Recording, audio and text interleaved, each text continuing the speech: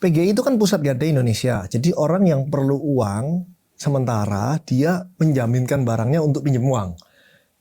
Jaminannya apa? Bisa handphone, bisa emas. Kita baru terima 1 tahun emas. Nah kalau pusat emas itu orang yang mau jual, bukan mau pinjem.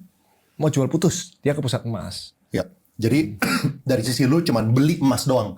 Dari Yang pusat emas dia. Yang pusat emas. Cuma dari lu cuman beli Sekarang doang. jual Antam doang.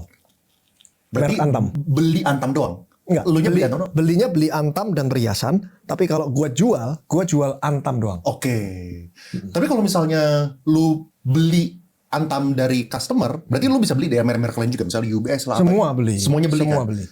Apa bedanya orang itu jual UBS-nya lah, Antamnya ke lu, sama ke Antamnya langsung gitu, atau ke Waris iya. Sampurna langsung? Ini menarik nih, nggak tahu aku bener atau enggak ya. Kalau orang jual Antam, itu kan bisa di buyback Antam kan? Kita ke Antamnya itu kan? Iya, benar. Satu kan ngantri panjang tuh biasanya. Terus kan dia udah jelas tuh buyback Antam tuh setiap hari berubah di websitenya udah jelas berapa. Misalnya buyback Antam itu 1.800.000 gitu kan. Kalau kita ke sana, kalau kita jual lebih dari 10 juta itu kena pajak 1,5%. Ya kan? Nah, kalau jualnya nggak di Antam, jualnya di toko-toko emas itu, buybacknya itu terserah toko emas. Rata-rata pasti di bawah 1,8.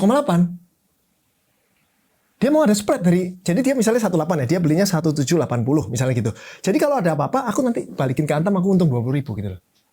Toko-toko emas itu gitu, atau 1,750 aku untung 50.000 kalau aku balikin emas. Kalau emasnya naik turun itu beda lagi ceritanya. Tapi kalau anggap nggak naik turun, aku ada spread untung waktu buyback itu gitu loh. Di toko emas, Toko emas yang emas. biasa. Jadi toko emas biasa biasanya harga beli itu lebih rendah dibandingkan ke Antam Buyback langsung. Antam. Oke, Itu ngerti. supaya dia ada spread dong, walaupun kecil. Ngerti. Nah, kalau aku itu di pusat emas, aku bikin 1:1, samain persis sama Antam, nggak usah pajak, udah. Aku bilang gitu. Kaget karyawan itu kaget. Jadi sekarang itu waktu Antam naik, banyak banget orang yang jual Antam. Berkilo-kilo dijual. Pak, ini nanti susah loh Pak kita jualnya. Nggak apa-apa, nggak laku aku simpan. Aku bilang gitu. Loh, berarti kan aku beli Antam dengan harga buyback Antam. Walaupun nggak laku dijual ya. Mana bisa kamu beli Antam dengan harga buyback? Kan nggak mungkin dong. Ngerti nggak? Jadi bisnis pusat emas adalah bisnis buat Andrew DCA emas, tapi DCA itu daily. Dan di harga buyback, menarik banget dong. Iya kan? Investasi emas Antam bisa dapat di harga buyback gitu loh. Tapi kalau emas Antamnya turun, rugi ya nggak apa-apa. Daripada kamu beli harga Antam terus turun, lebih rugi dong.